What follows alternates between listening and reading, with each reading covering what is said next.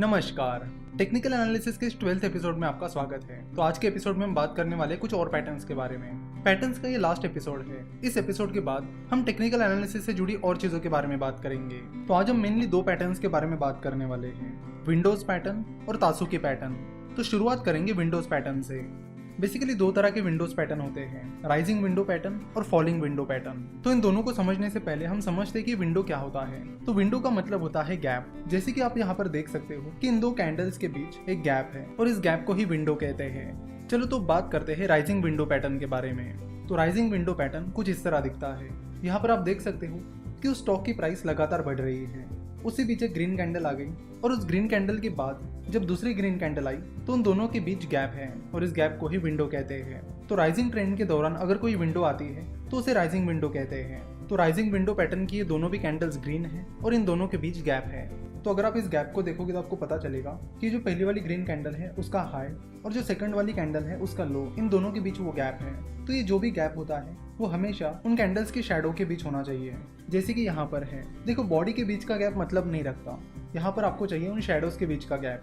अगर शैडो के बीच गैप होगा तभी वो विंडो कहलाएगी। तो जब भी राइजिंग विंडो पैटर्न दिखता है तो उसका मतलब है कि ये जो अप ट्रेंड है वो लगातार चलता रहेगा। इससे पहले हमने जो भी पैटर्न्स देखे वो रिवर्सल पैटर्न थे, यानी उन पैटर्न्स के बाद ट्रेंड चेंज हो जाता था। लेकिन यहाँ पर ऐसा नहीं हो रहा है। विंडो पैटर्न हमें बताता है कि जो ट्रेंड चल रहा है वो कंटिन्यू रहेगा। तो जैसे कि राइजिंग पैटर्न में हम देख रहे हैं कि यहाँ पर अप ट्रेंड चल रहा है और इस विंडो के बाद ये कंफर्म हो जाता है कि अप ट्रेंड आगे भी लगातार चलता रहेगा। तो ट्रेडर्स विंडो पैटर्न देखने के बाद उस स्टॉक में एंट्री कर सकते हैं। तो राइजिंग विंडो पैटर्न हमें बाइंग अपॉर्चुनिटीज के बारे में बताता है कि उस स्टॉक का अप ट्रेंड आगे भी लगातार चलता रहेगा।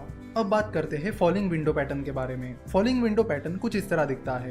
तो जैसे कि आप यहाँ पर देख रहे हो कि स्टॉक्स के प्राइसेस लगातार गिर रही है और उसी बीच ये पहली रेड कैंडल आती है और उसके बाद ये दूसरी रेड कैंडल आती है। आप देख रहे हो कि इन दोनों रेड कैंडल के शैडो के बीच गैप है, यानी विंडो है। तो डाउन ट्रेंड के बीच में अगर कोई विंडो आती है तो उसे फॉलिंग विंडो पैटर्न कहते हैं और वो हमें इंडिकेट करती है कि जो फॉलिंग ट्रेंड चल रहा है वो लगातार चलता रहेगा। तो फॉलिंग विंडो पैटर्न हमें बताता है कि स्टॉक्स की प्राइसेस आगे भी लगातार गिरती रहेगी।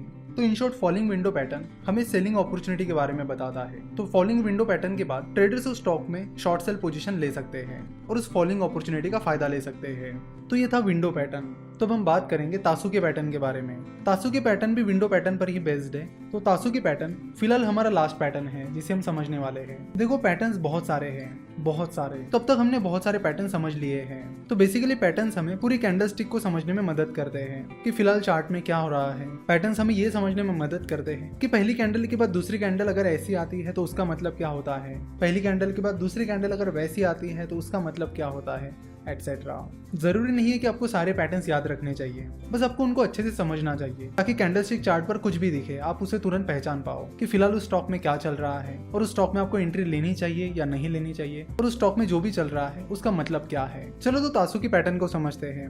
बेसिकली दो तरह के तासुकी पैटर्न होते हैं, अपवर्ड तासुकी और डाउनवर्ड तासुकी। तो पहले बात करते हैं अपवर्ड तासुकी के बारे में। अपवर्ड तासुकी पैटर्न कुछ इस तरह दिखता है और जैसे कि नाम में ही लिखा है अपवर्ड, तो आप समझ रहे हो कि एक बुलिश पैटर्न है जो कि अपवर्ड ट्रेंड के दौरान आता है। तो यहाँ पर स्टॉक्स की प्राइसेस लगातार बढ़ रही है, उसी बीच एक ग्रीन कैंडल आती है और उस ग्रीन कैंडल के बाद एक गैप आता है, यानी एक विंडो आती है। तो इस गैप यानी विंडो के बाद जो कैंडल्स हैं, इन दोनों कैंडल्स की साइज आप देख सकते हो लगभग सेम ही है। तो तासुकी पैटर्न की कंडीशन है कि गैप के बाद जो दो कैंडल्स आती है उनकी साइज एक दूसरे से समान हो।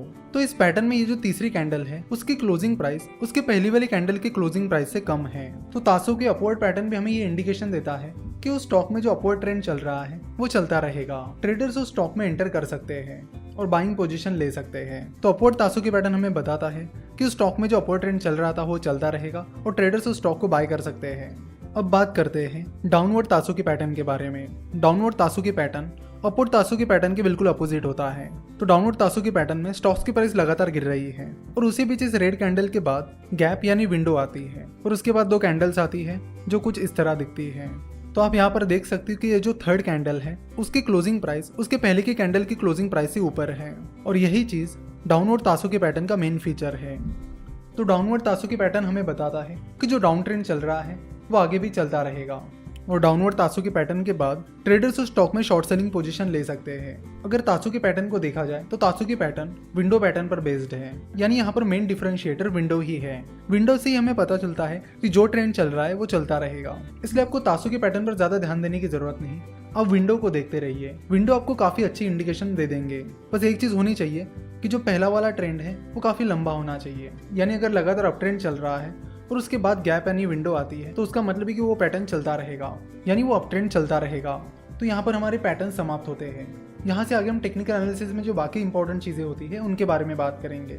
आशा करता हूँ कि अब तक जितने भी पैटर्न्स आपको समझाए गए हैं वो आपको समझ में आए होंगे, और आज जिन पैटर्न्स के बारे में हमने बात की यानी विंडो और तासु के पैटर्न्स के बारे में हमने आज जो बात की वो भी आपको अच्छे से समझ में आई होगी। तो अगले कुछ लेक्चर्स में हम टेक्निकल एनालिसिस से जुड़ी बाकी और चीज़ों के बारे में और साथ ही कुछ इंडिकेटर्स के बारे में बात करेंगे जो आपको ट्रेडिंग करते टाइम काफ़ी काम आएंगे। हमसे जुड़े रहने के लिए आप हमें फेसबुक, ट्विटर और इंस्टाग्राम पर फॉलो कर सकते हो। हमसे जुड़े रहने के लिए आपका बहुत बहुत धन्यवाद।